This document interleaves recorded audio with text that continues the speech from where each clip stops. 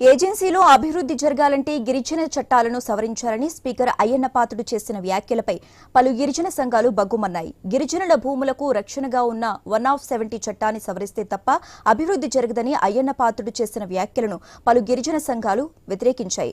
Speaker వ్యాఖ్యలపై కూటమి ప్రభుత్వం తమ వైఖరిని తెలపాలని డిమాండ్ చేశాయి. పశ్చిమ ఏజెన్సీలో బుట్టాయిగూడెం, జీలుగుమిల్లి, ఇతర మండలాల్లో 48 గంటల పాటు బంద్ చేపట్టాయి. జిల్లా వ్యాప్తంగా జరుగుతున్న బంద్తో ఆర్టీసీ బస్సులు ఎక్కడికక్కడే నిలిచిపోయాయి. జిల్లాలో ఆర్టీసీ బస్సులన్నీ డిపోలకే పరిమితమయ్యాయి. బస్సులు తిరగకపోవడంతో ప్రజలు తీవ్ర ఇబ్బందులు పడుతున్నారు. షాపులు, మీ సేవా కేంద్రాలు, బ్యాంకులు మూతపడ్డాయి. బంద్ ప్రభావంతో వీధులు నిర్మానుష్యంగా మారాయి.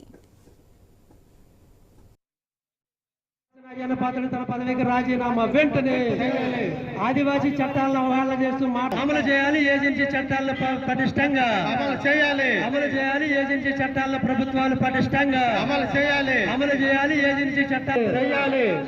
అయ్యన్నపాత్రుడు తన పదవికి రాజీనామా వెంటనే చేయాలి. ఆదివాసీ చట్టాలను అవహేళన చేసిన అయ్యన్నపాత్రుడు తన పదవికి రాజీనామా వెంటనే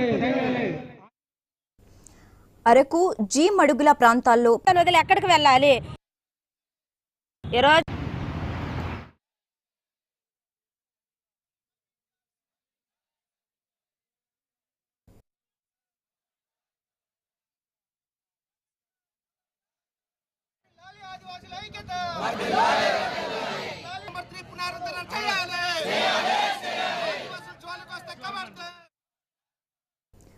అడవి బిడ్డలను అడవులకి దూరం చేయడానికి పెద్ద ఎత్తున కుట్ర జరుగుతుందని గిరిజన సంఘాలు ఆరోపించాయి.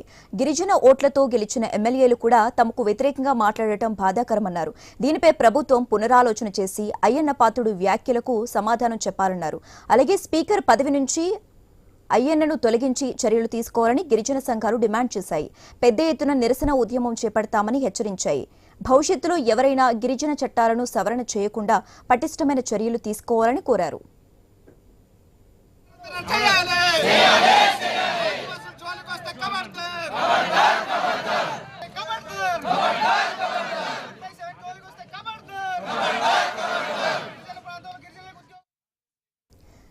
ఏజెన్సీలో అభివృద్ధి జరగాలంటే గిరిజన చట్టాలను సవరించాలని స్పీకర్ అయ్యన్నపాత్రుడు చేసిన వ్యాఖ్యలపై పలు గిరిజన సంఘాలు బగ్గుమన్నాయి. గిరిజనుల భూములకు రక్షణగా ఉన్న 170 చట్టాన్ని సవరిస్తే తప్ప అభివృద్ధి జరగదని అయ్యన్నపాత్రుడు చేసిన వ్యాఖ్యలను పలు గిరిజన సంఘాలు వ్యతిరేకిస్తున్నాయి. ఇక ఇదే అంశానికి సంబంధించి మోర్ అప్డేట్స్ మా ప్రతినిధి రాజు లైవ్ ద్వారా అందిస్తారు. రాజు,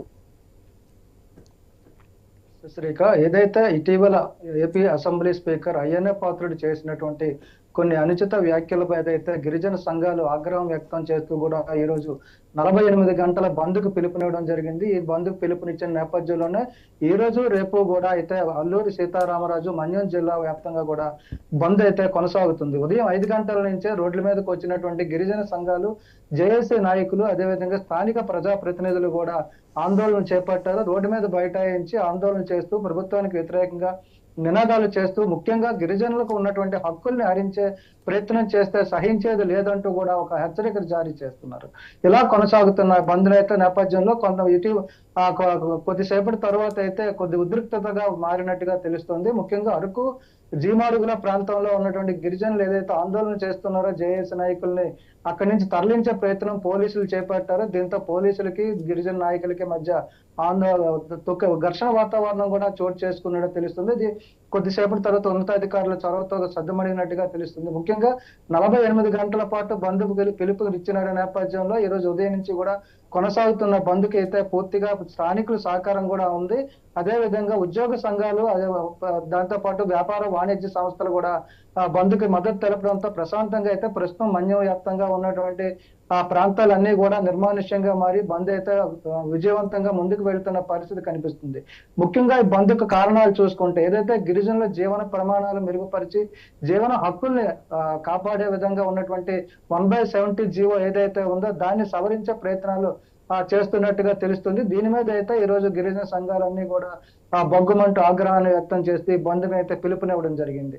గిరిజనుల ఆగ్రహాన్ని గుర్తించినటువంటి రాష్ట్ర ప్రభుత్వం, రాష్ట్ర ముఖ్యమంత్రి స్వయంగా తన సోషల్ మీడియా ఖాతాలో కొద్దిసేపటి క్రితం స్పందించడం కూడా జరిగింది. ఏదైతే 1/70 జీవో ఉందో ఇది పూర్తిగా గిరిజనుల హక్కులకు సంబంధించి, గిరిజన జీవన ప్రమాణాలకు సంబంధించి ఉన్నటువంటి జీవోని ఏదైతే ఈ చట్టం ఏదైతే ఉందో దీన్ని సవరించే ఉద్దేశం కానీ ఆలోచన కానీ రాష్ట్ర ప్రభుత్వానికి లేదంటూ కూడా ఒక ప్రకటన కూడా జారీ చేయడం జరిగింది. గిరిజన సంఘాలు వెనక్కి రావాలని, బంద్ని విరమించుకోవాలని కూడా పిలుపునిచ్చినప్పటికీ కూడా దీని మీద అయితే స్పష్టమైన ప్రకటన కావాలి. అదే విధంగా ఏదైతే 1/70 జీవోని సవరించాలంటూ ఏపీ స్పీకర్ అయ్యన్న పాత్రుడు చేసిన వ్యాఖ్యలు ఏవైతే ఉన్నాయో వాటిని వెనక్కి తీసుకోవడంతో పాటు స్పీకర్ పదవి నుంచి తప్పించాలని చెప్పి గిరిజన సంఘాలు, స్థానిక ప్రజాప్రతినిధులు కూడా డిమాండ్ చేస్తున్న పరిస్థితి ఉంది. ఇది ఈ రోజు రేపు కూడా కొనసాగే అవకాశాలు అయితే బంద్ కొనసాగే అవకాశాలు కనిపిస్తున్నాయి. దీంతో ప్రజా రవాణా వ్యవస్థ అంతా కూడా స్తంభించింది. మరోవైపు పర్యాటకంతో కిటకిటలాడుతూ ఉన్నటువంటి అరకు, పాడేరు, బొర్రాగురువులు, లంబసింగి, చింతపల్లి ప్రాంతాలు ఏవైతే ఉన్నాయో, వనజంగి ఇలాంటి ప్రాంతాలు ఏవైతే ఉన్నాయో ఇవన్నీ కూడా ఈ రోజు నిర్మానుష్యంగా మారాయి. పూర్తిగా ప్రశాంతమైనటువంటి వాతావరణం కనిపిస్తుంది రోడ్డు మీద. అయితే గతంలో 2 రోజుల క్రితం ఇక్కడికి వచ్చినటువంటి కొంతమంది పర్యాటకులు అయితే విషయం తెలియక ఇక్కడ చిక్కుకోవడం జరిగింది. వాళ్ళు కాలినడకను కూడా గమ్యస్థానాలకి చేరుకుంటూ కొద్ది ఇబ్బంది పడుతున్న పరిస్థితులు కనిపిస్తున్నప్పటికీ కూడా గిరిజన హక్కులకు సంబంధించి చేపట్టినటువంటి బంద్ అయితే ఉందో దీనికైతే పూర్తి సహకారం లభిస్తుందని చెప్పుకోవచ్చు.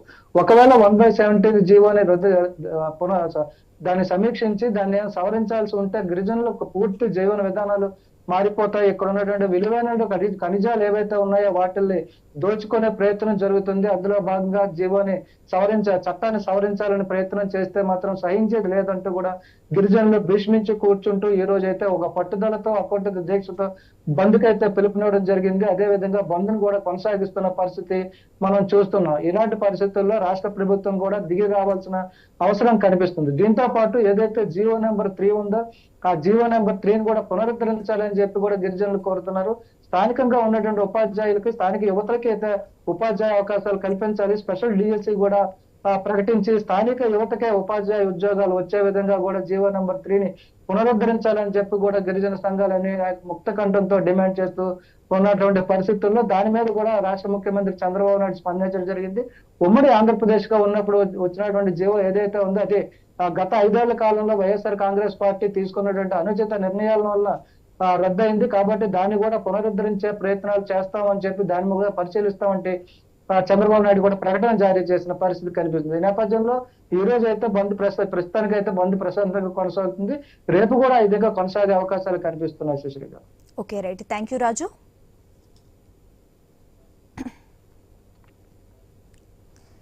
గిరిజన హక్కుల పరిరక్షణకు కట్టుబడి ఉన్నామని 1/70 చట్టాన్ని తొలగించే ఉద్దేశం తమకు లేదని సీఎం చంద్రబాబు స్పష్టం చేశారు.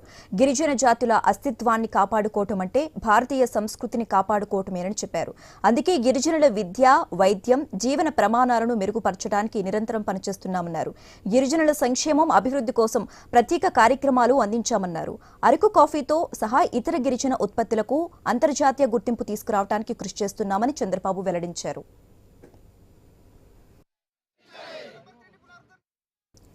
ఉమ్మడి రాష్ట్రంలోని జీవో నెంబర్ 3ని తేవటం ద్వారా గిరిజన ప్రాంతాల్లో ఉపాధ్యాయ పోస్టులు గిరిజనులకు మాత్రమే దక్కేలా కృషి చేశామని సీఎం చంద్రబాబు చెప్పారు. గత ప్రభుత్వం నిర్లక్ష్యం కారణంగా న్యాయపరమైన చిక్కులతో ఈ ఉత్తర్వు రద్దయిందన్నారు. దాన్ని పునరుద్ధరణకు కృషి చేస్తామని హామీ ఇచ్చారు. గిరిజన ప్రాంతాల్లోని ఆస్తులపై గిరిజనులకే హక్కు ఉండాలన్న ఆలోచనతో వచ్చిన 1/70 చట్టాన్ని మార్చే ఉద్దేశం తమకు లేదన్నారు. అలాంటి తప్పుడు ప్రచారాలను నమ్మవద్దని, అవసరమైన అపోహలతో ఆందోళన చెందవద్దని కోరారు. సమాజంలో అట్టడుగున ఉన్న గిరిజనుల అభివృద్ధికి కట్టుబడి ఉన్నామని సీఎం చంద్రబాబు స్పష్టం చేశారు. గిరిజన సంఘాలు బంద్ విరమించాలని సీఎం విజ్ఞప్తి చేశారు. ఇక ఇదే అంశానికి సంబంధించి మోర్ అప్డేట్స్ మా ప్రతినిధి భార్గవ్ ఫోన్ ద్వారా అందిస్తారు. భార్గవ్. శ్రీక, అటు ప్రధానంగా ఏజెన్సీ ప్రాంతాల్లో ఈ రోజు రేపు కూడా బంద్ కొనసాగుతోంది. ఉదయం 8 గంటల నుంచి కూడా అటు గిరిజన సంఘాలు, ఆదివాసీ సంఘాలు కూడా ఉమ్మడి పశ్చిమ గోదావరి జిల్లా వ్యాప్తంగా పశ్చిమ ఏజెన్సీగా పేరుగాంచిన ఏలూరు జిల్లాలోని పోలవరం నియోజకవర్గం అత్యధికంగా అన్ని మండలాల్లో కూడా ఈ రోజు బంద్ ప్రశాంతంగా కొనసాగుతుందని కూడా చెప్పుకోవచ్చు. అటు ప్రభుత్వ కార్యాలయాల వద్దకు గిరిజన సంఘాల నాయకులు వచ్చి ఆందోళన బాట పెట్టారు.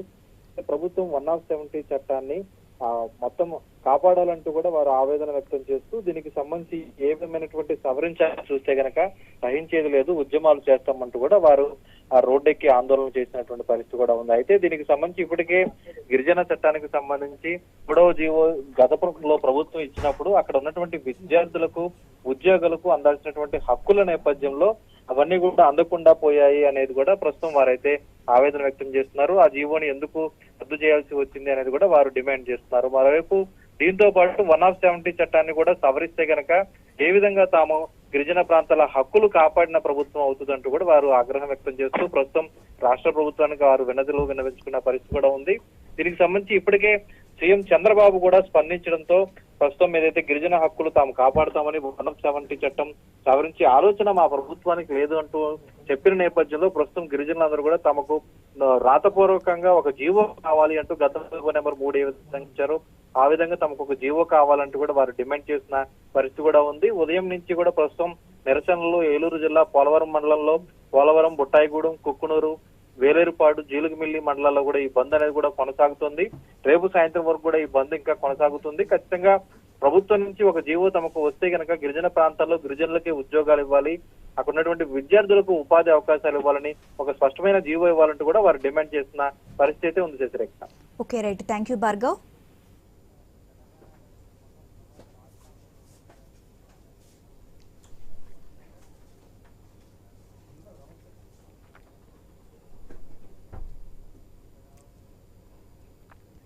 తెలంగాణ మంత్రి పొన్నం ప్రభాకర్ హాట్ కామెంట్స్